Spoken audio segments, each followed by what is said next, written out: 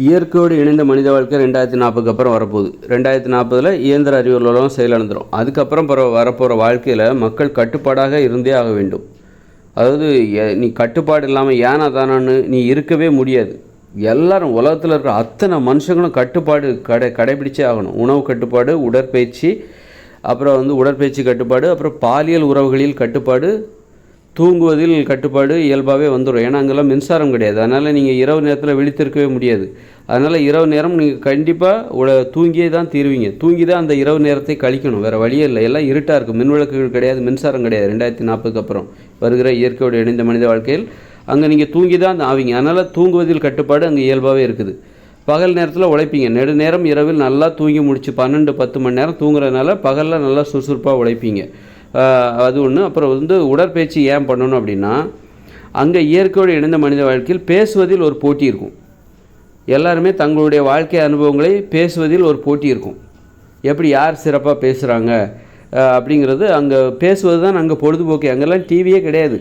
எப்படி நம்ம கொரோனாவில் ஊரடங்கு வந்தப்போ கொரோனா வைரஸ் தொற்று ஏற்பட்டப்போ ஊரடங்கு ஏற்பட்டது. அப்போ மக்கள் எல்லாம் வேலைக்கு போகல. மக்கள் என்ன பண்ணாங்க, வீட்டை விட்டு வெளியே ஒருத்தருக்கு ஒருத்தர் பேச ஆரம்பிச்சிட்டாங்க, விளையாட ஆரம்பிச்சிட்டாங்க.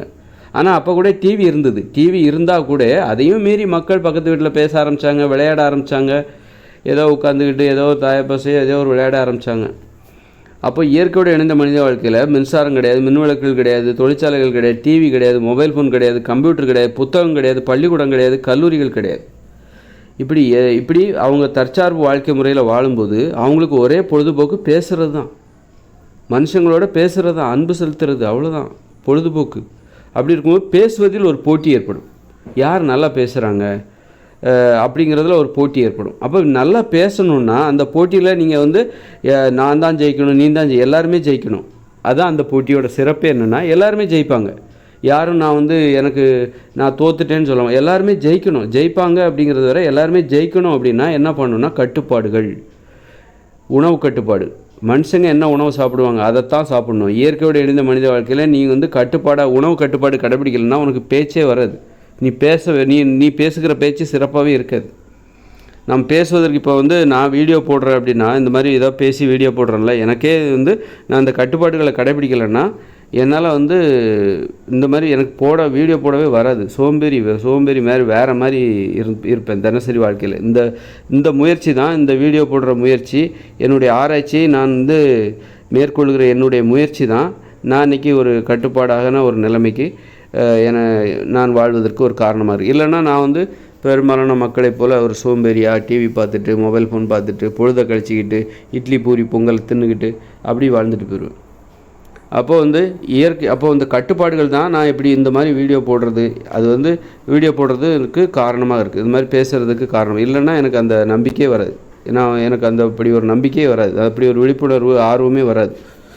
அப்போ இயற்கையோடு இணைந்த மனித வாழ்க்கையில் நீங்கள் கட்டுப்பாடுகளை கடைபிடிக்கலைன்னா அங்கே நீங்கள் அலட்சியப்படுத்துனீங்கன்னா அங்கே உங்களுக்கு பேசவே முடியாது, பேசவே வராது உங்களுக்கு. ஏன்னா அங்கே பேசுவது தான் பொழுதுபோக்கு. பேசுவதை தவிர அப்புறம் அந்த பேசுவதில் ஒரு போட்டியே நடக்கும். ஏன்னா அவங்களுக்கு டிவி கிடையாது, மொபைல் ஃபோன் கிடையாது, புத்தகம் கிடையாது, தனிமையில் நீங்கள் எதுவுமே செய்ய முடியாது. அப்படி இருக்கும்போது மற்றவங்களோட பேசணும். அப்போ அதுக்குள்ள ஒரு போட்டி ஏற்படும். அந்த போட்டியில் யார் ஜெயிப்பாங்க அப்படிங்கிறது இல்லை, அது விளையாட்டில் நடக்கிற போட்டி. அதில் ஒருத்தர் தான் ஜெயிப்பாங்க விளையாட்டில், அல்லது ஒரு அணி தான் ஜெயிக்கும். ஆனால் பேசுவதில் நடக்கிற போட்டியில் எல்லாருமே ஜெயிக்கணும். நீயும் ஜெயிக்கணும், நானும் ஜெயிக்கணும், எல்லாருமே ஜெயிக்கணும் அப்படின்னு நினைப்பாங்க. எல்லாரும் ஜெயிக்கும்போது நான் தோற்றுறக்கூடாது, யாருமே தோக்கவும் கூடாது, எல்லாருமே தோற்றுறவும் கூடாது, எல்லாருமே ஜெயிக்கணும். அப்போ நான் அதில் ஒரு ஆளாக நான் இருக்கணும், நீ இருக்கணும். அவங்க எல்லாருமே, இந்த மக்கள் 800 கோடி பேரும் ஜெயிக்கணும்னா நீ கட்டுப்பாடுகளை கடைபிடித்தால் மட்டும்தான் அந்த இயற்கையோடு இணைந்த மனித வாழ்க்கையில் உனக்கு பேச்சே வரும்னா நீ பேசுவது ஆக்கப்பூர்வமாக இருக்கும். கட்டுப்பாடுங்கிறது என்னது? உணவு கட்டுப்பாடு. மனித உணவுகளை மட்டும்தான் உண்ண வேண்டும். மாமிச உணவு உண்ணக்கூடாது, மீன் உணவுகளை உண்ணக்கூடாது. பால், தயிர், மோர், வெண்ணெய், நெய். பாலும் ஒரு திரவ மாமிசம்தான். அது பால் என்பது குழந்தையாக இருக்கும்போது குடிக்க வேண்டிய ஒரு உணவு. குழந்தையாக இருக்கும்போது தாயிடமிருந்து மட்டும் 6 வயதிற்கு உள்ளாக குடிக்க வேண்டிய ஒரு உணவு. தாயிடமிருந்து மட்டும்தான் குடிக்கணும். 6 வயசுக்கு மேலே ஆச்சுன்னா நீ தாய்ப்பால் கூட குடிக்கக்கூடாது. 6 வயசுக்கு மேலே ஆச்சுன்னா நீ மாட்டுப்பால், ஆட்டுப்பால் எதையுமே குடிக்கக்கூடாது. அப்புறம் அதிலேருந்து கிடைக்கிற தயிர், மோர், வெண்ணெய் இதெல்லாம் குடிக்கக்கூடாது. இப்படி இது இயற்கை விதிமுறை. இந்த இயற்கை விதிமுறைக்கு கட்டுப்பட்டு நீ வாழ வேண்டும். மாமிசம் சாப்பிடக்கூடாது, மீன் சாப்பிடக்கூடாது, முட்டை சாப்பிடக்கூடாது, பால் சாப்பிடக்கூடாது, தானியங்களை சாப்பிடக்கூடாது. காய்கறிகள், பழங்கள், கீரைகள், கிழங்குகள், பயிர்கள், பருப்பு வகைகள், கடலைகள், தேன், மூலிகைகள், இதைத்தான் நீ சாப்பிடணும். இதுதான் மனித உணவு. இதை நீ மீறினா உனக்கு பேசுகின்ற ஆர்வமே வராது. ஏன்னா நீ அங்கே ஆராய்ச்சி பூர்வமாக தான் பேச போகிற. நீ என்ன பேச போகிற அப்படின்னா, இப்போ நாம் என்ன பேசுகிறோம்? சினிமா பற்றி பேசுகிறோம். ஒரு நண்பர்களோடு ஒன்று சேர்ந்துக்கிட்டால் நம்ம என்ன பேசுகிறோம்? சினிமா பற்றி பேசுகிறோம், கிரிக்கெட்டை பற்றி பேசுகிறோம். அங்கே கிரிக்கெட்டை பற்றி பேசுகிறோம், அரசியலை பற்றி பேசுகிறோம். அப்போ அவங்க என்ன பேசுவாங்க? அங்கே சினிமா கிடையாது, கிரிக்கெட் கிடையாது, அவங்களுடைய வாழ்க்கையை பற்றி தான் பேசுவாங்க. அவங்களுடைய அனுபவங்கள், அவங்க சந்திக்கிற உணவுகளில் என்ன சத்து இருக்குது அப்படின்னு பேசலாம். அதாவது இன்றைக்கி அவங்க என்ன அனுபவங்களை சந்தித்தாங்க, இன்றைக்கி வயலில் வேலைக்கு போயிருப்பாங்க, வயலில் வேலை செஞ்சுட்டு வந்திருப்பாங்க, அங்கே ஏதாவது அனுபவங்களை சந்திச்சிருப்பாங்க, அதை பற்றி பேசுவாங்க. இப்படி அவங்க வாழ்க்கை, குடும்ப விஷயங்களை பேசுவாங்க. ஒரு ஆராய்ச்சி பூர்வமாக பேசுவாங்கள்ல, ஒரு ஆராய்ச்சி இருக்கணும், அதில் ஒரு ஆராய்ச்சி இருக்கணும். அதை யார்கிட்டயா பேசி ஆகணும். பேசும்போது ஆராய்ச்சியாளர்களுக்கு கட்டுப்பாடு மிகவும் அவசியம். ஆராய்ச்சிக்கு கட்டுப்பாடு அவசியம். இன்றைக்கி மக்கள் பெரும்பாலும் ஆராய்ச்சியாளர்களாக இல்லாத பட்சத்தில் அவங்க எதையுமே ஆராய்ச்சி பண்ணுறதில்ல. இதுக்கு காரணம் என்னென்னா, அவங்களுக்கு கட்டுப்பாடுகள் கிடையாது. கட்டுப்பாடு இருந்தால் தான் ஆராய்ச்சியாளர்களுக்கு கட்டுப்பாடு மிகவும் முக்கியம். அப்போ எல்லாருமே ஆராய்ச்சி செய்ய வேண்டிய அவசியம் இயற்கையோடு இணைந்த மனித வாழ்க்கையில் இருக்க ஆராய்ச்சியாளர்கள் அவங்க அவங்களுடைய ஆராய்ச்சி சம்மந்தமாக பேசுவாங்க. அது மாதிரி மக்கள் எல்லாருமே ஆராய்ச்சியாளர்களாக வாழ வேண்டிய கட்டாயம், நிர்பந்த, நெருக்கடி, வேறு வழியே இல்லாத ஒரு நிலைமை எங்கே ஏற்படுது? இயற்கையோடு இணைந்த மனித வாழ்க்கையில் ஏற்படுது. அப்போ எல்லாருமே ஆராய்ச்சி செய்யணும். அவங்க தற்சார்பு வாழ்க்கை முறையில் அனைவருமே ஆராய்ச்சியாளர்கள். இன்றைக்கி பிறரை சார்ந்து நம்ம வாழ்ந்துக்கிட்டு இருக்கோம். இந்த இயந்திர அறிவியல் உலகில் நம்ம ஆராய்ச்சிக்காக கூட நம்ம பிறரை சார்ந்திருக்கோம். ஆராய்ச்சி செய்பவர்களே கூட அது ஒரு வேலையாக மாற்றி அவங்க என்ன ஆராய்ச்சி பண்ணுறாங்களோ அதை நம்மக்கிட்ட சொல்லுவாங்க. ஆராய்ச்சி பண்ணி நம்மக்கிட்ட சொல்லுவாங்க. எப்படி மருத்துவத்தை நமக்கு உடம்பு சரியில்லைன்னா மருத்துவத்தை போகிறோம். இப்படி பிறரை சார்ந்து எல்லாவற்றையுமே பிறரை சார்ந்து நம்ம பெறுகிறோம். ஆனால் தற்சார்பு வாழ்க்கை முறையில் நீ எல்லாத்தையுமே நீ தான் வாங்கிக்கணும். உனக்கு நீ தான் உருவாக்கிக்கணும். ஆராய்ச்சி கூட உனக்கு யாரோ பண்ண மாட்டாங்க. எல்லாருமே ஆராய்ச்சியில் ஈடுபடுவாங்க, ஆனால் அது அவங்க வாழ்க்கைக்கானதாக தான் இருக்கும். அதான் தற்சார்பு வாழ்க்கை முறை. எல்லாருமே ஆராய்ச்சியாளர்கள் தற்சார்பு வாழ்க்கை முறையில். ஆனால் அவங்க ஆராய்ச்சியாளர்களாக இருப்பாங்கன்னா எதை ஆராய்ச்சி பண்ணுவாங்க? அவங்க வாழ்க்கையை ஆராய்ச்சி பண்ணுவாங்க. அவங்க வாழ்க்கையோட தொடர்புடைய நண்பர்கள், உறவினர், அவங்கள பற்றின அந்த பேச்சு, ஆராய்ச்சியோட வெளிப்பாடு எதுவாக இருக்கும்? பேச்சாக இருக்கும். எதுக்காக ஆராய்ச்சி பண்ணுறாங்க? அப்போ தான் அதை பேச முடியும். அவங்க எதை பற்றி ஆராய்ச்சி பண்ணுவோம்? அவங்க வாழ்க்கையை பற்றி ஆராய்ச்சி பண்ணுவோம். அவங்க வாழ்க்கையோட யாரெல்லாம் தொடர்புடையவர்களாக இருக்கிறார்களோ அவர்களை பற்றி ஆராய்ச்சி பண்ணுவாங்க. அப்போ நீங்கள் உங்களுக்கு பதிலாக யாருமே இயற்கையோடு இணைந்த மனித வாழ்க்கையில் ஆராய்ச்சி பண்ண மாட்டாங்க. நீங்கள் தான் ஆராய்ச்சி பண்ணணும். நீங்கள் பேசணுன்னா கண்டிப்பாக நீங்கள் ஆராய்ச்சியில் ஈடுபடும். அதான் ஆக்கப்பூர்வமான பேச்சு யார்கிட்டேருந்து வரும் அப்படின்னா ஆராய்ச்சியாளரிடம் தான் வரும். ஆராய்ச்சியாளர்களுக்கு அமைதி தேவை. அப்போது எல்லாருக்குமே அமைதி தேவை அப்படின்னா எல்லாருமே ஆராய்ச்சியாளர்களாக மாறிவிட வேண்டும். அப்படிப்பட்ட கட்டாயம் இயற்கையோடு இணைந்த மனித வாழ்க்கை. அப்போ ஆராய்ச்சியாளர்களுக்கு இன்னொரு பண்பு தேவை, கட்டுப்பாடு. அப்போ கட்டுப்பாடு இருந்தால் தான் ஆராய்ச்சி பண்ண முடியும். ஆராய்ச்சி பண்ணால் தான் நீ அதை பேச முடியும். பேசுவதற்கான போட்டி இயற்கையோடு இணைந்த மனித வாழ்க்கையில் அங்கே நிகழ்கிறது. எல்லாருமே பேச வேண்டிய கட்டாயம் அங்கே இருக்குது. அங்கே பொழுதுபோக்கு வேறு ஒன்றுமே இல்லை. டிவி கிடையாது, மொபைல் ஃபோன் கிடையாது, புத்தகங்கள் கிடையாது, எதுவுமே கிடையாது. அப்படி இருக்கும்போது பேசுவது தான் ஒன்றையும் மற்றவங்களையும் இணைக்கிற ஒரு இதுவாக இருக்கிறதுனால பேசுகிறதுக்கு எல்லாருமே போட்டி போடுவாங்க. அவங்கவுங்க தேவைக்கு தான் பேசுவாங்க. போட்டி போட்டுக்கிட்டு மணிக்கணக்காக பேசிகிட்டு இருக்க மாட்டாங்க. எப்படி நம்ம சாப்பிட்றது கூட போட்டி போடணும். இப்போ மாடு புல்லை மேயுது, அப்படி புற்களை மேயுதுன்னா, ஒரு மாட்டு மந்தைகள் புற்களை மேயுதுன்னா அவங்களுக்குள்ள ஒரு போட்டி இருக்கும். அதுக்காக ஒரு மாடு போட்டி போட்டுக்கிட்டு நிறைய சாப்பிடுமா? அதுக்கோட தேவைக்கு தான் அது சாப்பிடும். ஆனால் அந்த தேவைக்கு சாப்பிட்றதுக்கு கூட ஒரு போட்டி தேவை. இன்றைக்கி நம்ம தேவைக்கு நாம் சாப்பிட்றதுக்கு கூட நமக்கு ஒரு போட்டி தேவை. அது மாதிரி நம்ம தேவைக்கு நாம் பேசுவதற்கு கூட நமக்கு ஒரு போட்டி தேவை. அதனால் அங்கே பேசுவதற்கான போட்டி ஏற்படும். அந்த பேசுவதற்கான போட்டி என்பது அவரவர் தேவைக்கு அவரவர் பேச வேண்டிய கட்டாயம் அங்கே இருக்குது. அதனால் அந்த போட்டிகள் ஆராய்ச்சி பண்ணி ஆக்கப்பூர்வமாக பேசணும் அப்படின்னா அதில் ஆராய்ச்சி பண்ணணும். ஆராய்ச்சியாளர்களாக இருக்க வேண்டும். ஆராய்ச்சியாளர்களின் பேச்சில் அமைதி இருக்கும்.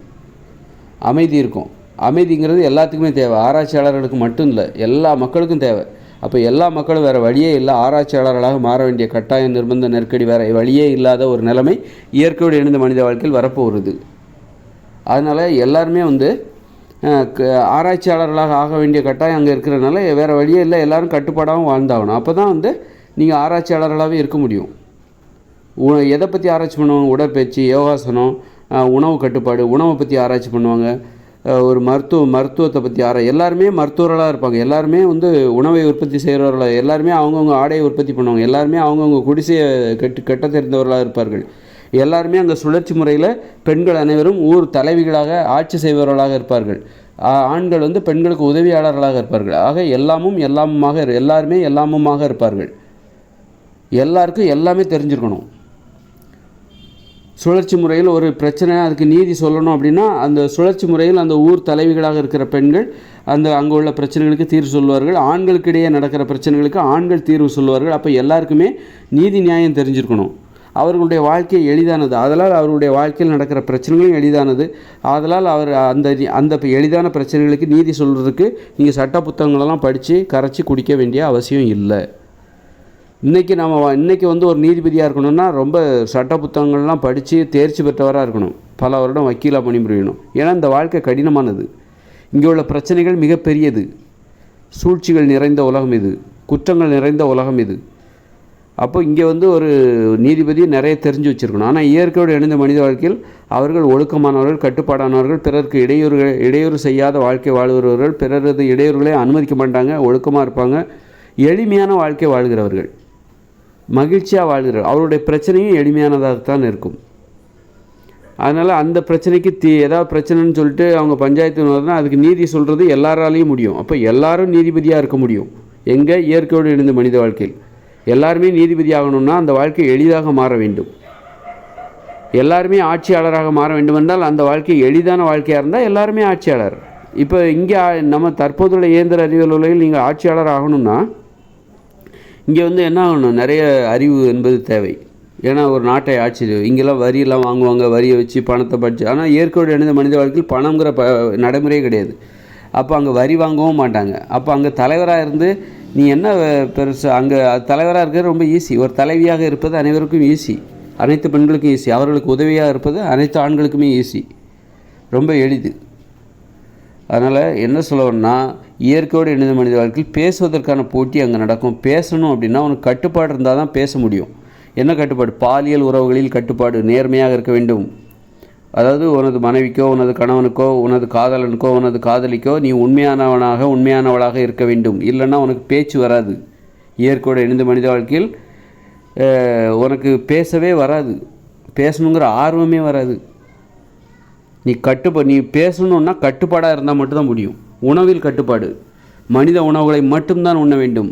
மாமிசத்தெல்லாம் சாப்பிட்டா உனக்கு பேச்சு வராது, பேசவே ஆர்வமே வராது.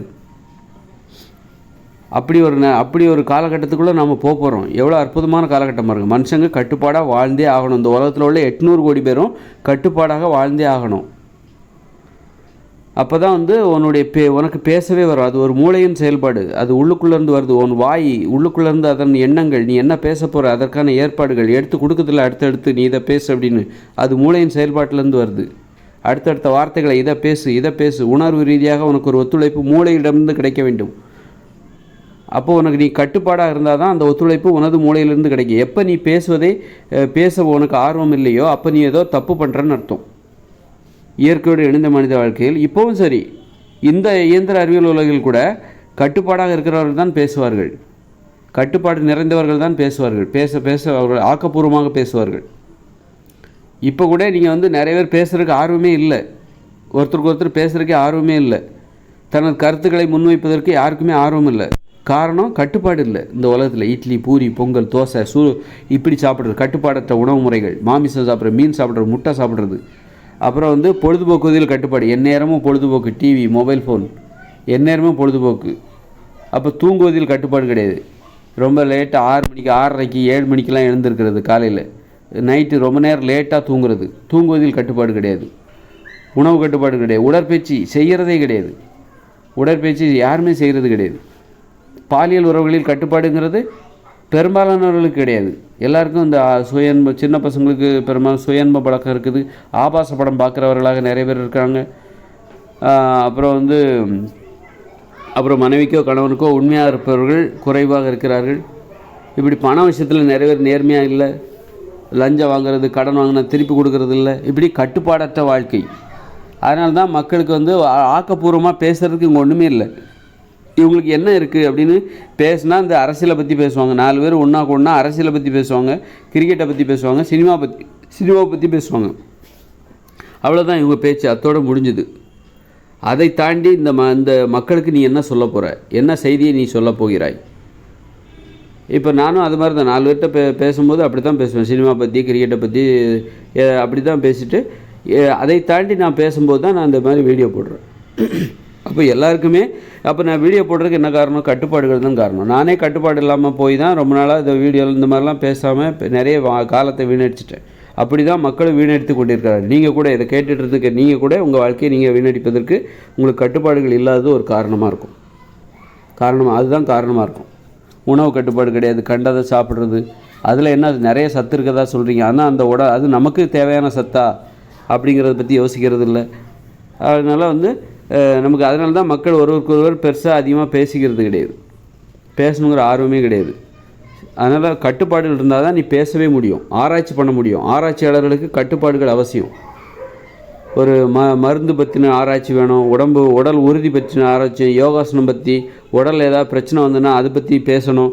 இந்த மாதிரி இருக்குது, என்ன பண்ணலாம், இப்படி ஆக்கப்பூர்வமாக பேச வேண்டும். ஆக்கப்பூர்வமாக பேசுவதற்கு ஆராய்ச்சியாளராக வேண்டிய கட்டாயம் தற்சார்பு வாழ்க்கை முறையில் இந்த உலகில் உள்ள அத்தனை பேருக்குமே இருக்கிறது. பாலியல் உறவுகளில் கட்டுப்பாடாக இருக்க வேண்டும், ஒழுக்கமாக அப்படி 100% இருப்பாங்க பாருங்கள். இயற்கையோடு இணைந்த மனித வாழ்க்கையில் கணவனுக்கு மனைவிக்கு உண்மையாகவும் கட்டுப்பாடாக ஒழுக்கமாக உண்மையாக இருப்பாங்க. தவறான பாலியல் உறவா அது பற்றின யோசனைலாம் அவங்களுக்கு வராது. 99.9% கட்டுப்பாடாக இருப்பாங்க. வேணால் 1% தான் எங்கேயாவது மீறப்படும். ஏன் கட்டுப்பாடாக இருப்பாங்கன்னா அவங்க பாலியல் உறவில் அவங்களுக்கு சுதந்திரமும் இருக்குது. விருப்பப்பட்டவங்களோட மட்டும்தான் வாழ்வாங்க, பிடிச்சவங்களோட மட்டும்தான் வாழ்வாங்க. அதனால் அவங்களுக்கு உண்மையாக இருக்கிறது ரொம்ப ஈஸி, ரொம்ப எளிது. ஒருத்தருக்கு உண்மையாக இருக்கிறது, ஒரு மனைவிக்கு உண்மையாக இருப்பது, ஒரு கணவனுக்கு உண்மையாக இருப்பது, ஒரு காதலிக்கு காதலன் உண்மையாக இருப்பது, அது அவர்களுக்கு எளிது. ஏன் எளிதாக இருக்கிறது என்றால் அவர்கள் பிடித்தவர்களோடு தான் வாழ்கிறார்கள். அங்கே நிர்பந்தம் கிடையாது. விவாகரத்து வேணுமா, எளிதாக கிடைக்கும். அந்த சுதந்திரம் அங்கே இருக்குது. அதே நேரத்தில் அதில் ஒரு நிபந்தனையும் இருக்குது. உனக்கு இப்போ கல்யாணம் ஆகிடுச்சு, 8 வயசுக்குள்ளே உனக்கு குழந்தை இருந்ததுன்னா உனக்கு விவாகரத்து கிடைக்காது. 8 வயசுக்கு அப்புறம் தான், அந்த குழந்தைக்கு 8 வயசுக்கு ஆனதுக்கு அப்புறம் தான் உனக்கு விவாகரத்து கிடைக்கும். இந்த மாதிரி நிபந்தனைகள் இருக்குது. அது மாதிரி கல்யாணம் ஆனவொன்னே குழந்தை பெற்றுக்கூடாது, 1 வருஷம் கழித்து தான் குழந்தை பெற்றுக்கணும். இனி அவசரப்பட்டு குழந்தை பெற்றுக்கிட்டு எனக்கு பிடிக்கலன்னு சொல்லிட்டு பிரிஞ்சிடக்கூடாதுல்ல, அதுக்காக தான் அந்த விதிமுறை. இப்படி பாலியல் உறவுகளில் நல்ல சுதந்திரம் இருக்கிறதுனால இப்போ 8 வயசுக்குள்ளே உனக்கு குழந்தையே இல்லை, வயசுக்கு இப்போ பசங்களுக்கு 8 வயசுக்கு மேலே ஆகிடுச்சி அப்படின்னா நீ பிடிக்கலை அப்படின்னா பிரிஞ்சிடலாம். உடனே உனக்கு 1 மாதத்தில் உனக்கு பிரிவு கிடச்சிரும். ஆட்டோமேட்டிக்காக உனக்கு தானாகவே உனக்கு பிரிவு வழங்கப்பட்டு விடும். அந்த ஏற்பாடு இயற்கையோடு இணைந்த மணி. அதனால் அவங்க உண்மையாக இருக்கிறது ரொம்ப ஈஸி. யாரை பிடிச்சிருக்கோ அவங்கள போய் அவங்க கல்யாணம் பண்ணிப்பாங்க, பிடிச்சவங்களோட வாழ்வாங்க. அதனால் அவங்க பாலியல் உறவுகளில் நேர்மையாகத்தான் இருப்பாங்க. தெரியாதனமாக திருட்டுத்தனமாக யாருக்கும் ஒரு பாலியல் உறவை, கள்ளத்தொடர்பு, தவறான அதெல்லாம் பண்ண மாட்டாங்க. பண்ணாங்கன்னா என்ன ஆகும் அப்படின்னா அவங்களுக்கு பேசுகின்ற அந்த போட்டியில், பேசுகின்ற போட்டி தான் வாழுகின்ற போட்டி. பேசுதல் என்றால் வாழுதல் என்று பொருள். உனக்கு பேச்சே வரல அப்படின்னா நீ வாழவே இல்லைன்னு அர்த்தம். உனக்கு பேசவே தெரிலன்னா வாழவே தெரியலை. உனக்கு பேசவே முடியலைன்னா உன்னை வாழவே முடியவில்லை என்று பொருள். எனக்கு பேச்சே வரல, துக்கம் தொண்டை அடக்குதுன்னா அப்போ உன் வாழ்க்கையில் அவ்வளோ துக்கம் இருக்குது. அதனால் பேசுவது தான் அதை வெளிப்படும். ஒருத்தர் நல்லா பேசுகிறார் அப்படின்னா அவர் கட்டுப்பாடாக இருக்கிறார், மகிழ்ச்சியாக இருக்கிறார் என்று பொருள். அப்போது ஒருத்தர் பேசவே மாட்டேங்கிறாரு அப்படின்னா கண்டிப்பாக அவர்கிட்ட ஏதோ பிரச்சனை இருக்குது, தப்பு பண்ணுறாரு அப்படின்னு அர்த்தம். பேசவே மாட்டேன்றாரு, பேச்சே பேசுகின்ற ஆர்வமே அவருக்கு இல்லை அப்படின்னா அவர் ரகசியமாக ஏதோ தப்பு பண்ணுறாரு, நேர்மையாக இல்லை, கட்டுப்பாடாக அவர் இல்லை என்று அதன் பொருள். அதனால் இயற்கையோடு இணைந்த மனித வாழ்க்கையில் எல்லாருமே பேசி ஆகணும். பேசுகின்ற போட்டி எல்லாருக்குமே அங்கே இருக்குது. யார் சிறப்பாக பேசுகிறார்கள் என்கிற போட்டி அங்கே இல்லை. எல்லாருமே சிறப்பாக பேசணும் அப்படிங்கிற ஒரு போட்டி. எல்லாருமே சிறப்பாக பேசும்போது நாமளும் சிறப்பாக பேசணும் அப்படிங்கிற போட்டி தான் அங்கே இருக்குது. எல்லாருமே சாப்பிடுவதற்கு ஒரு போட்டி நடக்குது. அப்போது யார் நிறைய சாப்பிட்றாங்க போட்டி கிடையாது. அது சாப்பிடுவதற்கான போட்டியின் அர்த்தம் என்னென்னா யார் நிறைய சாப்பிட்றாங்க அப்படிங்கிற போட்டி கிடையாது. அது எல்லாரையும் போல் எனக்கு தேவையானதை நான் சாப்பிட்றதுக்கு எனக்கு ஒரு போட்டி தேவை. எனக்கு தேவையானதை நான் சாப்பிட்றதுக்கு கூட எனக்கு ஒரு போட்டி தேவை. நான் போட்டி எனக்கு தேவையானதை தான் நான் சாப்பிட போகிறேன். எனக்கு தேவையான ஒரு கொய்யாப்பழம், ஒரு ஆப்பிள், ஒரு அண்ணா, இந்த மாதிரி தான் நான் சாப்பிட போகிறேன். மற்றவங்களோட போட்டி போட்டு நான் 10 ஆப்பிள் சாப்பிட போகிறதில்ல. அது பொறுப்பு, அது வந்து போட்டி கிடையாது. அது விளையாட்டில் தான் அது போட்டி. அதனால் பேசுவதில் ஒரு போட்டின்னா என்ன அர்த்தம்? உடனே போய் ரொம்ப நேரம் பேசுவார், நீ எல்லாம் கம்மியாக தான் பேசுவ, அரை மணி நேரம் தான். அப்படி கிடையாது. உனக்கு தினசரி பேச வேண்டிய தேவை இருக்குது. உனது அனுபவங்களை நீ வெளிப்படையாக மற்றவங்கள்ட்ட சொல்லணும், பதிவு பண்ணணும். அதை பண்ணிட்டாலே உன் தேவை முடிஞ்சு போச்சு. அதுக்காகத்தான் நீ பேசுகிற. அதுக்காக நீ கண்டிப்பாக பேசி ஆகணும். அதுக்காக நீ கட்டுப்பாடுகள், அது வந்து சாதாரண விஷயம் கிடையாது. அதுக்கு நீ கட்டுப்பாடுகளை கடைபிடிச்சணும், ஒழுக்கமாக இருக்கணும். அப்போ தான் உனக்கு பேசவே வரும். அங்கே இயற்கையோடு இணைந்த மனித வாழ்க்கையில் இப்போ பார்த்திங்கன்னா, இந்த பழங்குடியினர் காடுகளில் வாழ்கிற ஆதிவாசிகள் சில ஆப்பிரிக்காவிலலாம் பார்த்திங்கன்னா அவங்களுக்கு மொழியே கிடையாது. வெறும் ஒலியை தான் எழுப்புறாங்க. கீ கீ கீ கீ முக்கி முக்கின்னு சொல்லிட்டு tick tick tick tick tick அப்படின்னு எழுப்புறாங்க. அவங்களுக்கு பேச்சு உச்சரிப்பு கூட நல்லாவே வராது. காரணம் என்னென்னா, அவர்கள் அறியாமையின் காரணமாக அவர்கள் மாமிசத்தை உண்ணுகிறார்கள். அப்புறம் அடிமைத்தனமும் இருக்கும். விருப்பப்பட்டு அவங்க வாழலை. அவங்க கொஞ்சம் பேர் தான் இருக்கிறாங்க. கொஞ்சம் பேர் கொஞ்சம் குழுவாக வாசிக்கிறார்கள். அப்படிங்கும்போது பிடித்த வாழ்க்கையை அவங்க வாழ முடியாது. பிடித்தவர்களை திருமணம் செய்ய முடியாது. அவங்க ஒரு 100 பேர் தான் இருப்பாங்க. ஒரு கூட்டத்திட்ட பார்த்திங்கன்னா 100 பேர் தான் இருப்பாங்க. அந்த 100 பேரில் பெரியவங்க எத்தனை பேர் இருப்பாங்க, சின்னவங்க எத்தனை பேர் இருப்பாங்க, வயசுக்கு வந்தவங்க எத்தனை பேர் இருப்பாங்க. அவங்க தங்களுக்கு தேவையான துணையை தேர்ந்தெடுக்கும் போது பிடித்தவர்களை தேர்ந்தெடுப்பதற்கு அங்கே வந்து சாய்ஸ் ரொம்ப கம்மி. வயசுக்கு வந்தவங்களும் ஒரு 100 பேர் இருக்கிற ஒரு கூட்டத்தில் வயசுக்கு வந்தவங்க, கல்யாணம் ஆகாதவங்க, கல்யாணம் பண்ணுறதுக்கு தயாராக இருக்கிறவங்க மொத்தம் எத்தனை பேர் இருப்பாங்க? 15 பேர் இருப்பாங்க, 20 பேர் இருப்பாங்க. அவங்களுக்குள்ளே தான் உனக்கு பிடித்தவர்களை நீ தேர்ந்தெடுத்துக்கணும். இருக்கிறத எடுத்துக்கோ. எனக்கு இது பிடிக்கல அப்படின்லாம் சொல்ல முடியாது. கிடைக்கிறத எடுத்துக்கோ. யார் இருக்காங்களோ அவங்கள கல்யாணம் பண்ணிக்கோ. இப்போ இவங்க தான் இருக்காங்க, இவங்க உனக்கு பிடிச்சாலும் சரி பிடிக்கலான்னு சரி இவங்கள தான் கல்யாணம் பண்ணிக்கணும். இவங்க வேண்டான்னு விட்டுட்டு போனால் நீ சும்மா தான் இருக்கணும். அந்த மாதிரி அதான் மக்கள் தொகை வந்து ஒரு கிராமமாக ஏன் வாழ வேண்டும் என்றால், ஒரு கிராமத்தில் ஏன் 4000 பேர் இருக்கணும் அப்படின்னா, நம்ம 100 பேராக ஏன் வந்து இயற்கையோடு இணைந்த மனித வாழ்க்கையில் 100 பேராக ஏன் இருக்கக்கூடாது அப்படின்னு நம்ம கேட்கலாம். 100 பேராக வாழலாம்ல. ஏன் வந்து ஒரு 3000 பேர் கண்டிப்பாக இருக்கணும் அப்படின்னா, உனக்கு திருமண தேவைன்னு ஒன்று இருக்குது. உனது காதலனை தேர்ந்தெடுப்பதற்கு உனக்கு நிறைய சாய்ஸ் இருக்கணும். தேர்வு செய்யப்படுது. நிறைய தேர்வர்கள் இங்கே இருக்க வேண்டும். நீ தேர்ந்தெடுத்து கொள்வதற்கு ஆட்கள் இருக்கணும், நிறைய பேர் இருக்கணும். ஒரு 100-200 பேராவது இருக்கணும். நீ வந்து நீ கல்யாணம் பண்ண போகிற அப்படின்னா, ஒரு பெண் வந்து தனது காதலனை தேர்ந்தெடுக்கும் பொழுது அவள் அங்கே ஒரு 200 ஆண்களிடமிருந்து தனக்கு தேவையான ஒருத்தனை தேர்ந்தெடுக்க வேண்டும். அது மாதிரி ஒரு ஆண் வந்து கல்யாணம் பண்ண போகிறான் அப்படின்னா, அவன் தனது மனைவியை தேர்ந்தெடுக்கும் போது அங்கே ஒரு 200 பெண்களாவது இருக்கணும். அதே அவனுடைய திருமண வயதில் அதிலேருந்து ஒருத்தரை தேர்ந்தெடுக்கணும். அப்போ தான் அவனுக்கு பிடித்தவர்களை தேர்ந்தெடுக்க முடியும். பிடிக்காதவங்கள எனக்கு பிடிக்கல அப்படின்னா விவாகரத்து பண்ணிவிட்டு இன்னொருத்தரை தேர்ந்தெடுக்கிறதுக்கு அது உதவியாக இருக்கும். அப்போ தான் அந்த வாழ்க்கை சுவாரஸ்யமாக இருக்கும். அதுவே நீ வந்து ஒரு 100 பேர் அதாவது இது வந்து ஒரு 4000 பேராவது ஒரு கிராமத்தில் இருந்தால் தான் அந்த திருமணம் செய்து கொள்கிற அந்த 18 வயசில் பார்த்திங்கன்னா, ஒவ்வொரு வயசுலேயும் ஒரு 200 பேராவது அந்த ஊரில் இருக்கணும். 10 வயசில் ஒரு 5 வயசில் ஒரு 200-300 பேராவது அந்த ஊரில் இருந்தால் தான் அந்த குழந்தைகளுக்கு விளையாடுறதுக்கு ஆட்கள் கிடைப்பாங்க. ஒரு 10 வயசில் ஒரு 200-300 பேராவது இருக்கணும். அப்போ தான் நட்பு, அந்த வயசுக்காரங்களுக்கு ஒரு நட்பு. 20 வயசில் ஒரு 200-300 பேர் இருக்கணும். ஒரு 30 வயசில் ஒரு 200 பேராவது அந்த ஊரில் இருக்கணும். அப்போ தான் நட்பு, தோழமை, காதல், உறவு எல்லாமே ஏற்படும்.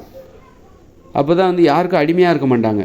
நீ பிடிக்கல, நீ என்கிட்ட ஒழுங்காக நடந்துக்கலன்னா உன்னை நான் பிரிஞ்சுட்டு இன்னொருத்தட்ட போய் நான் பழகுவேன் அப்படிங்கிற அந்த பயம் அப்போ தான் வரும். அப்போ வந்து ஒவ்வொரு வயசுலையும் 20 வயசில் ஒரு 200 பேராவது 300 பேராவது அந்த ஊரில் இருக்கணும், ஒரு கிராமத்தில் இருக்கணும். அது மாதிரி 30 வயசில் 200-300 பேர் அந்த கிராமத்தில் இருக்கணும். 40 வயசில் 200-300 பேர் அந்த கிராமத்தில் இருக்கணும். 50 வயசில் 200-300 பேராவது உங்கள் இந்த கிராமத்தில் இருக்கணும். அப்போ தான் வாழ்க்கை சுவாரஸ்யமாக போகும். நிறைய அனுபவங்களை சந்திக்க முடியும். ஒரு கிராமத்தில் நீங்கள் வெறும் 100 பேர் மட்டுமே இருக்கிறீங்கன்னு வச்சுக்கோங்களேன். அப்போது 10 வயசில் எத்தனை பேர் இருப்பான்? ஒரு 7 பேர் இருப்பான் ஒரு கூட்டத்தில். 10 வயசில் 5 பேர் இருப்பாங்க. ஒரு 5 வயசில் ஒரு 5 பேர் இருப்பாங்க. 10 வயசில் ஒரு 5 பேர், 20 வயசில் ஒரு 5 பேர், ஒரு 20 வயசில் ஒரு 5 பேர். அப்போ இவர்களுக்குள்ள தான் நட்பு. நீ இந்த 5 பேத்துக்குள்ளே உனக்கு பிடிக்கலனாலும் சரி, பிடிச்சாலும் பிடிக்கலனாலும் அவங்கள தான் நீங்கள் நண்பர்களாக ஏற்றுக்கணும், தோழிகளாக ஏற்றுக்கணும், காதல மனைவியாகவோ தேர்ந்தெடுத்துக்கணும். அப்போ இந்த சின்ன சின்ன கூட்டமாக வாழ்கிறாங்க பார்த்திங்களா, மலைகளில் பழங்குடி மக்கள், ஆப்பிரிக்க காடுகளில் வாழ்கிற மக்கள் பார்த்திங்கன்னா, அவங்களுக்கு விருப்பப்பட்டுலாம் வாழ மாட்டாங்க. சும்மா இருக்கிறத சாப்பிடு, இருக்கிறத எடுத்துக்கோ. விருப்பப்பட்ட உறவு முறையில் பார்த்திங்கன்னா ஒரு சுதந்திரமே இருக்காது. அவங்க பெருசாக பேசிக்கவே மாட்டாங்க. ஒருத்தருக்கு ஒருத்தர் ரொம்ப சகஜமாக ஒரு பெரிய அவங்க வார்த்தைகள் பார்த்திங்கன்னா ரொம்ப தெளிவாலாம் உச்சரிக்க மாட்டாங்க. அப்போ நிறைய விஷயங்கள் அவங்களுக்கு தெரியாது. இப்போ வந்து ஒரு கிராமத்தில் 4000 பேர் இருக்காங்கன்னா 4000 பேரும் 4000 அறிவாளிகள் அங்கே இருக்கிறாங்க, 4000 ஆராய்ச்சியாளர்கள் இருக்காங்க. அப்படிங்கும்போது ஒரு பிரச்சனைகளுக்கு ஒரு சிறப்பான தீர்வு கிடைக்கும், நல்ல ஆலோசனைகள் கிடைக்கும். அதனால தான் ஒரு கிராமம் அதுக்கு அதிகமாகவும் இருக்கக்கூடாது. 10,000 பேர் இருந்தால் இன்னும் நிறைய கிடைக்குமா அப்படின்னு நினைக்கக்கூடாது. 4000 பேர் போதுமானது. ஒரு கிராமத்தில் 4000 பேர். இப்போ நான் வடிவமைத்த ஒரு ஊரில் வந்து ஒரு கூட்டு குடும்பத்தில் 16 பேர் இருப்பாங்க அதிகபட்சம். ஒரு கூட்டு குடும்பத்தில் 16 பேர் இருப்பாங்க. ஒரு கூட்டு குடும்பத்தில் 8 குடும்பம் இருக்கும். 8 குடும்பத்தில் தனி குடும்பமும் இருக்குது. பிள்ளைகள் 2 பிள்ளைகள், கணவன் மனைவி, அப்பா அம்மா இப்படியெல்லாம் வந்து மொத்தம் 16 பேர் அது ஒரு கூட்டு குடும்பத்தில் இருப்பாங்க. 300 கூட்டு குடும்பங்கள் கொண்டது ஒரு கிராமம். அப்படின்னா 300 × 16 4800 பேர் ஒரு கிராமத்தின் மக்கள் தொகை. அப்போது உனக்கு தேவையான ஆலோசனைகள், உறவு முறையில் நீ அடிமையாக இருக்க வேண்டிய அவசியம் இல்லை. உனக்கு ஒரு தோழி உனக்கு பிடிக்கலையா, அவகிட்ட பேசாமல் நீ இன்னொருத்தட்ட பழகலாம். அது காரணம் அங்கே சாய்ஸ் இருக்குது, உனக்கு தேர்வு இருக்குது. ஆட்கள் நிறைய பேர் இருக்காங்க, உன் வயசில் நிறைய பேர் இருப்பாங்க. அப்போ தான் வந்து யார்கிட்டையும் நீ அடிமையாக மாட்டேன். அதுவே கொஞ்சம் ஒரு ஊரில் 100 பேர் மட்டுமே இருக்காங்கன்னு வச்சுக்கோங்களேன், 100 பேராக குழுக்களாக மக்கள் வாழ்கிறார்கள் என்றால் நீ வந்து உனக்கு பிடிக்கலைனாலும் அவங்கக்கிட்ட தான் பழகி ஆகணும். அப்போ நாளடைவில் என்ன ஆகுனா பேசணுன்னு ஆர்வமே வராது. பேசணுங்கிற அந்த ஆர்வமே, சண்டை போட மாட்டீங்க, சும்மா ரோபோட் மாதிரி போயிட்டு வருவீங்க, சண்டைலாம் போட மாட்டீங்க. கொஞ்சம் பேர் ஒரு 100 பேர் இருக்கீங்கன்னா நீங்கள் சண்டையே போட மாட்டீங்க. பேசணுங்கிற எண்ணமே வராது, சிரிக்கணுங்கிற எண்ணம்லாம் வரவே வராது. ஏன்னா வேறு சண்டை போட்டால் திரும்ப அவங்ககிட்ட தான் போய் சேரணும், நம்ம வேறு வழியே இல்லை. அப்போ அதுக்கு நம்ம சண்டையே போடாமல் இருக்கலாம் அப்படின்னு சொல்லிட்டு அந்த அந்த பிரிவு உறவு எல்லாம் ஒரு மாதிரி ரோபோட் மாதிரி வாழ்வாங்க. பெருசாக அவங்களுக்கு பெரிய அறிவும் இருக்காது. ஒரு ஊரில் 4800 பேர் இருக்கும்போது தான் அவங்களுக்கு நிறைய, அப்போ 4800 ஆராய்ச்சியாளர்கள், அறிவாளிகள், ஆலோசனைகள் உங்களுக்கு கிடைக்கும். ஒரு பிரச்சனைக்கு எளிய தீர்வு கிடைக்கும், ஒரு ஒற்றுமை கிடைக்கும், உதவி கிடைக்கும். ஒருத்தருக்கு வந்து உணவு இல்லைனாலும் உதவி பண்ணுறதுக்கு நிறைய பேர் வந்து உதவி பண்ணுவாங்க. உணவு பஞ்சம்லாம் அங்கே பெரிய அது எதிர்காலத்தில் வரப்போகுது. அவங்களுக்கு உணவு பற்றாக்குறை ஏற்படும். இயற்கையோடு இணைந்த மனித வாழ்க்கையில் அங்கெல்லாம் வியாபாரம் கிடையாது, ஏற்றுமதி கிடையாது, இறக்குமதி கிடையாது. அப்படி இருக்கும்போது அவங்களுக்கு தேவையான உணவை உற்பத்தி பண்ணி தினசரி சாப்பிட்ணும். ஒரு கிராமத்தில் இருந்து 4800 பேருக்கு தினமும் அங்கு உற்பத்தி செய்யப்பட்ட உணவு மட்டுமே போதுமானதாக இருக்குமா? எவ்வளோ பெரிய சவால் பாருங்கள். அந்த ஒரு கிராமத்தில் 4800 பேர் இருப்பாங்க அப்படின்னா அவங்களுக்கு தினசரி உணவு அந்த கிராமத்திலிருந்தே உற்பத்தி செய்ய முடியுமா? தினசரி அவங்க சாப்பிடுகிற உணவை அந்த கிராமமே கொடுக்குமா? கொடுத்து ஆகணும், வேறு வழி இல்லை. ஏன்னா அங்கெல்லாம் வியாபாரம் கிடையாது, ஏற்றுமதி இறக்குமதி கிடையாது. யாரோ உற்பத்தி பண்ணி உங்களுக்கு தரமாட்டாங்க, நீங்கள் தான் அதான் தற்சார்பு வாழ்க்கை முறை. அப்போ அது மிக சவால் நிறைந்த வாழ்க்கை. ரொம்ப விழிப்போடு இருக்கணும், ரொம்ப அலட்சியமாலாம் இருக்கக்கூடாது. அப்போது உணவை பதப்படுத்தணும், சில உணவுகளை பதப்படுத்தி சேமித்து வைக்கணும். தேன் வந்து ஒரு நல்ல ஒரு பொருள்.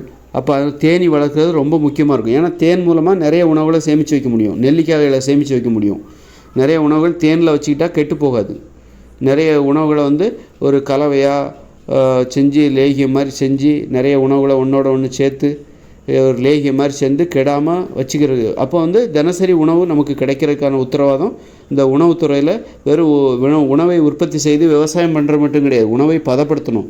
இன்றைக்கி நிறைய கிடைக்கிறோம் ஒரு உணவு ஒரு சீசனில் நிறைய கிடைக்கும், நம்ம கொஞ்சம் தான் சாப்பிட முடியும். அப்போ அதிகமாக கிடைக்கிற உணவில் நம்ம வந்து சேமித்து பதப்படுத்தணும். அப்போ உணவுத்துறை சார்ந்த அறிவு, அப்போ தான் நீங்கள் தினசரி உணவு உங்களுக்கு கிடைக்கும். இயற்கையோடு இணைந்த மனித வாழ்க்கையில் உணவு பற்றாக்குறை என்பது ஏற்படாது. அப்போது அவங்க எல்லாருமே ஆராய்ச்சியாளர்களாக இருக்கணும். ஆராய்ச்சி பண்ணணும். எந்த உணவை எதோடு சேர்த்து வச்சா கெடாமல் இருக்கும், ரொம்ப நாளைக்கு வச்சு சாப்பிட்லாம் அப்படிங்கிற அந்த ஆராய்ச்சி அவங்களுக்கு வேறு வழியே இல்லை. அப்படி ஒரு அப்போ அவர்கள் அறிவாளிகளாக இருக்க வேண்டும்.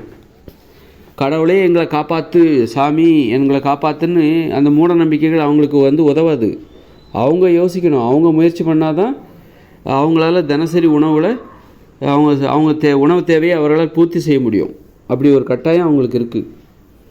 அதனால் அவர்கள் ஆராய்ச்சியாளர்களாகவும் அறிவாளிகளாகவும் வாழ்ந்தால் மட்டும்தான் இயற்கையோடு இணைந்த மனித வாழ்க்கையில் பிழைப்பார்கள்.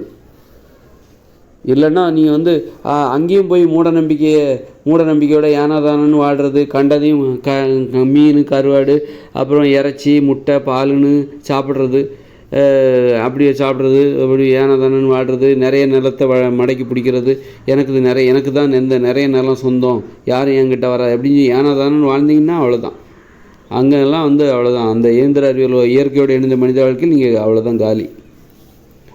அது ரொம்ப சவால் நிறைந்த உலகம். நீங்கள் சாதாரணமாக இட போடாதீங்க.